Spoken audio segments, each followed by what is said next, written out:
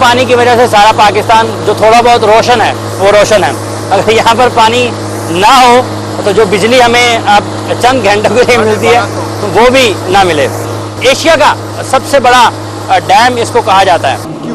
एक और जिंदा दिल हमारे साथ यहाँ पर मौजूद है, इनसे जानेंगे कि इनको कितना शौक है और ये किस शौक के तहत यहाँ पर आए हैं और कब से आ रहे हैं। जी अस्सलाम वालेकुम। वालेकुम सलाम। अली। आप कहाँ से हैं?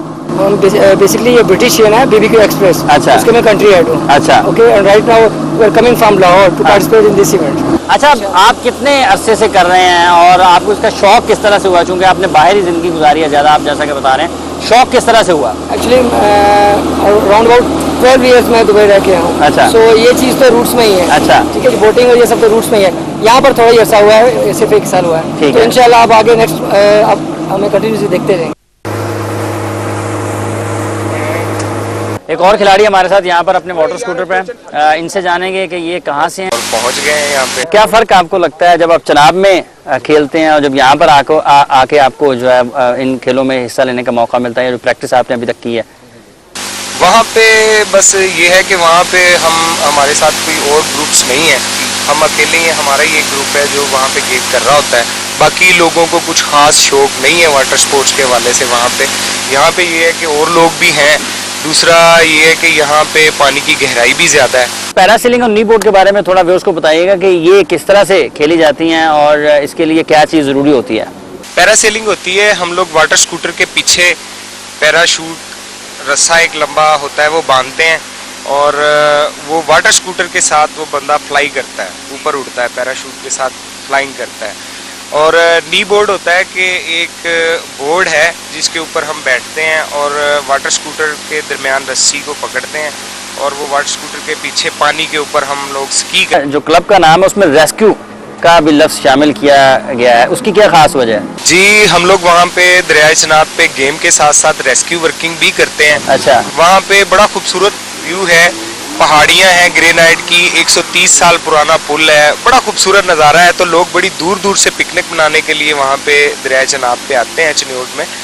तो वहाँ पे अब तक हम तकरीबन 6 बंदे हम लोग वहाँ पे ज़िंदा निकाल चुके हैं। तो लोग एहतियात नहीं करते और तैराकी भी नहीं आती और दरिया में घुस रहे होते हैं वहाँ पे। ठीक। तो हम 6 बंदे अब तक वहाँ से ज़िंदा बचा चुके हैं और अब तक हम 8 डेड बॉडीज़ निकाल के दे चुके हैं दरिया में से। और अल्हम्दुलिल्लाह हमने जब से रेस्क्यू वर्किंग का आगाज़ किया है, पहला ईद और टरू चिन्योट में ऐसा गुजरा है कि वहाँ पे एक भी जानी नुकसान नहीं हुआ, क्योंकि हम लोगों ने वहाँ पे गहरे पानी की तरफ लोगों को नहाने ही नहीं दिया। हमने अपनी बोट्स में वहाँ पे पूरे दरिया का राउंड लगाते रहे हम, और हमने वहाँ पे लोगों को नहीं नहाने दिया, जिसकी वजह से पूरा करते रहते हैं अपना और साथ-साथ रेस्क्यू भी करते रहते हैं। ठीक है। अच्छा, यहाँ पर जितनी भी टीमें आई हुई हैं दूसरी और आपके साथ उनका मुकाबला भी है, किस तरह से आप समझते हैं कि आप उनसे बेहतर हैं? जी, हमारी टीम अल्हम्दुलिल्लाह ज़्यादा ट्रेंड है। हम समझते हैं कि हमें ज़्यादा शौक है इस चीज़ का। अच्छा। तो इसलिए हम समझते हैं कि हम ज़्यादा बेहतर भी हैं, क्योंकि हम ज़्यादा वक्त देते हैं गेम को। अच्छा। तो हम ज़्यादा ट्रेंड हैं, ज़्यादा टाइम देते हैं। अच्छा, इसके इक्विपमेंट के बारे में बताइएगा कि क्या ज़रूरी है कि किसी एक खिलाड़ी के पास एक बड़ा अच्छा वाटर स्कूटर है? नहीं, ऐसा नहीं है। ऐसा नहीं है। देखिए, राइडर की बहुत अहमियत है इसमें। अच्छा। ये ऐसा नहीं है कि आप कोई हैवी स्कूटर ले लें और आप रेस को विन कर लें। राइडर की बहुत अहमियत है। राइडर ने ही स्कूटर को कंट्रोल करना होता है, उसी ने लेके आगे बढ़ना होता है। तो राइडर की अहमियत ज़्यादा है मेरे ख्याल में। अरे रीस, आपको बहुत शौक है और पाकिस्तान में रुझान भी हो रहा है वाटर स्पोर्ट्स का, तो आप हुकूमत से कोई मुतालबा करना चाहेंगे इस हवाले से कि ये ना सिर्फ एक खेल है बल्कि मुश्किल वक्त में एक इंसानी जान बचाने का भी बड़ा अहम जरिया है? का बस यही है कि हुकूमत इतना ही कर दे कि जो पॉइंट यहाँ पे वाटर के हमारे कुदरत ने हमें बड़े अच्छे पानी के ज़ख़ीरे दिए हैं, बड़े खूबसूरत ज़ख़ीरे हैं हमारे पास, बड़ी प्यारी प्यारी झीलें हैं, बड़े प्यारे दरिया हैं। तो उन एरियो को ज़रा खूबसूरत बना दे, वहाँ पे थोड़ा सा मेंटेनेंस कर दे कि लोगों का रुझान हो नेचर की तरफ, अपनी चीज़ों को एंजॉय करने की तरफ लोग आएँ, पानी में लोग मज़ा करें। पानी एक बहुत बड़ी नेमत है खुदा की, تو لوگ مزہ کریں, پانی کی گیم کی طرف آئیں. گورنمنٹ کا بس یہی ہے کہ گورنمنٹ ان چیزوں کو ذرا شائن کر دے, ان کو ذرا بہتر کر دے, تھوڑا پیسہ لگا دے وہاں پہ, جیسے دامنے کو پہ پیسہ لگ رہا ہے پہاڑوں کے اوپر, ایسے ہی دریاؤں کے اوپر بھی پیسہ لگنا چاہیے. ٹھیک ہے ویورز, آپ نے گفتگو سنی ہے لکی ریسکیو اینڈ واٹر سپورٹس کے ممبران کی. پانی ایک بہت بڑی نعمت ہے, اور جس پانی میں اس وقت ہم بیٹھے ہیں یہاں سے جو پانی ہے اسی کی وجہ سے سارا پاکستان روشن ہے. کئی اور جو پلیئرز ہیں ان سے بھی ہم گفتگو کریں گے, لیکن لکی ریسکیو اینڈ واٹر سپورٹس جو کہ چنیوٹ سے ہیں, ان سے جو گفتگو کا سلسلہ یہیں پر اختتام ہوتا ہے.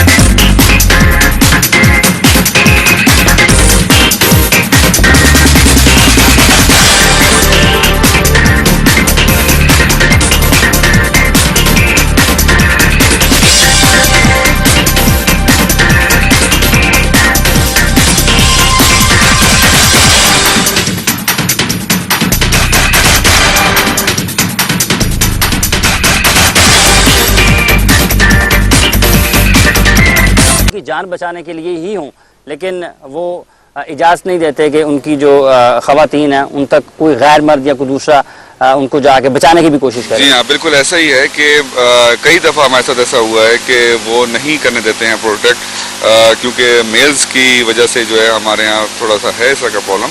اینی ہاؤ اسی لیے ہم نے لیڈیز کو ٹرین کیا ہے تاکہ ایسے ایریاز میں لیڈیز جائیں اور وہ وہاں پہ جا کے ان خواتین کی مدد کرتے ہیں جیسے مردوں کی مدد کی جا رہی ہے. ان کا رسپانس کیسا ہے؟ الحمدللہ جیسے ریسکیو 122 کا ہے تو definitely they are also under rescue.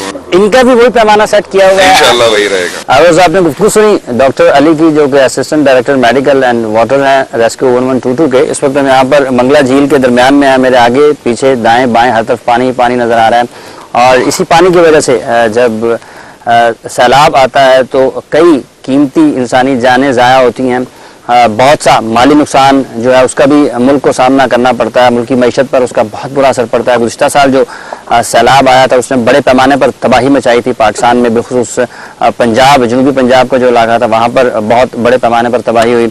کتنا کام ریسکیو 1122 نے کیا اور کتنی جانیں بچائیں اس سیلاب میں, اور اب کس طرح سے کام کر رہے ہیں. فرحان ہمارے ساتھ ہیں اسسٹنٹ ڈائریکٹر ریسکیو 1122 کے, ان سے اس کی تفصیلات لیتے ہیں. جی فرحان, کس طرح سے آپ نے جو کام گزشتہ سال سیلاب میں کیا, کس حد تک آپ اپنی کوششوں سے جو 1122 کی ہیں اس سے کئی ایک قیمتی جانیں بچانے میں کامیاب ہوئے؟ اس میں یہ تھا کہ جس طرح ہمارے بیسک ریسکیو ٹریننگز میں یہ ہوتا تھا جو ہم کیڈٹس سلیکٹ کرتے تھے, وہ تو اربن سرچ اینڈ ریسکیو کی تو آپریشن میں کوئی اتنی ڈیفیکلٹ ان کو نہیں ہوتی تھی, مگر جب بات آئی فلڈ ریسکیو کی تو عموماً آپ نے یہ بھی دیکھا ہوگا کہ جو فلڈ آتا ہے وہ پورے ایریاز کے اندر آتا ہے, اس میں میلز بھی ہیں, فیمیلز بھی ہیں, کڈس بھی ہیں. تو میلز کو تو ہمارے جو ریسکیو تھے وہ تو ریکور کر لیتے تھے, مگر جہاں بات آتی تھی فیمیلز کی, اب فیمیلز میں بات ٹریڈیشن ہمارا کلچر اس طرح کہ وہ فیمیلز کو ہاتھ بھی نہیں لگانے دیتے تھے. وہ ایون کہ یہ کہتے تھے اگر ڈوب رہی ہے تو ڈوبنے دیں, آپ نے اس کو ہاتھ بھی نہیں لگانا. لاسٹ ایئر ہمیں اتنا یاد ہے کہ ایک فیمیل تھی وہ ڈوب رہی تھی, تو اپنا کیا نا جب ڈوب رہی تھی تو ہم نے کہا ہم اس کو ریسکیو کرتے ہیں, مگر انہوں نے ریسکیو کرنے نہیں دیا. مگر بڑی مشکل سے پھر ہم نے جب اس وومن کو ریسکیو کیا, ہمارے کیڈٹس نے جا کے جب ریسکیو کیا تو وہ جا کے ریکور ہو گئی تھی. مینس کہ اگر ہم اس دن ریسکیو نہ کرتے تو اس کی ڈیتھ ہو جانی تھی. اس چیز کو رکھ کے پھر ہمارے جو ڈی جی صاحب ریسکیو 112 کے ہیں, ڈاکٹر رضوان نصیر صاحب, ڈاکٹر علی امام صاحب, ان کی کوششوں کی بحاف کے اوپر اس دفعہ ہم نے فیمیلز جو کیڈٹس ہیں ان کو ٹرین کیا as a flood rescue emergencies کے اوپر, کہ ان کیس آف اگر کوئی فلڈس آ بھی جاتا ہے نیکسٹ ٹائم تو آپ ان کو ریکور کر سکتے ہیں فیمیلز کو. اچھا, اس کے لیے کوئی خصوصی تربیت کا اہتمام کیا گیا, کیونکہ جو اور کام ہے وہ تو روزانہ کی بنیاد پر چلتا ہے, لیکن سیلاب سال میں آ گیا ایک مرتبہ یا کبھی 10 سال بھی نہیں آیا, اس کے لیے کس جو خصوصی تربیت ہے وہ کس طرح سے؟ اس میں یہ ہے کہ جس طرح جو ٹریننگ ہے, اگر آپ ٹریننگ کرتے رہیں گے تو وہ پریکٹس اگر آپ کرتے رہتے تو ٹچ میں رہیں گے تو وہ فٹ رکھتا ہے ہر چیز کے لیے. اسی طرح یہ ہے کہ ہماری ریسکیو 1122 میں بھی ہر 3 منتھس اگر سپوز اس سال فلڈ نہیں آیا مگر جو پریکٹس ہے فلڈ ریسکیو کی وہ کنٹینیوز رہے گی. ٹھیک ہے, کیونکہ آپ کو یہ نہیں پتا کہ نیکسٹ سیزن کے اندر کتنا فلڈ آ جائے, تو جب آپ پریکٹس کرتے رہتے ہیں تو اس میں یہ ہے کہ پھر ہمیں پرابلم نہیں ہے واٹر آپریشنز کے اندر فیمیلز کی, کیونکہ ہر ٹپس रेस्क्यू टिप्स जो हैं, रेस्क्यू टेक्निक्स जो हैं, वो आपके सारे फिंगर टिप्स पे होती हैं कि यार हमने किस स्ट्रेटजी की तरह हमने उनको रेस्क्यू करना है।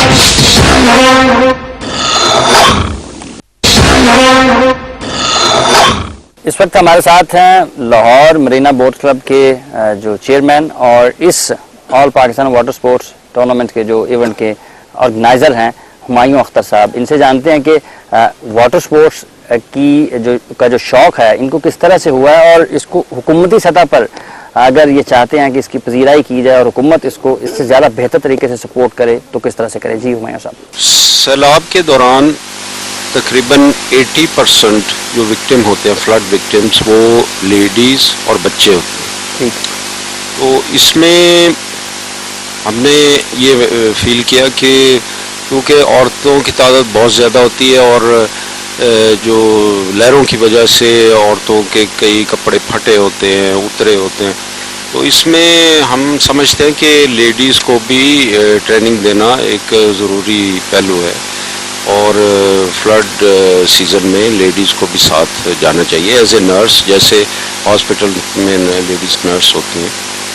तो गवर्नमेंट के हवाले से मैं कहना चाहता हूं कि क्रिकेट पर गवर्नमेंट जो है लाखों करोड़ों डॉलर खर्च करती है, तो वो भी बहुत अच्छी गेम है, हम उसको बहुत पसंद करते हैं, हम खुद भी खेलते हैं। लेकिन ये है कि क्रिकेटर जो सारा दिन खेल के घर वापस आ जाता है और अगर फ्लड आ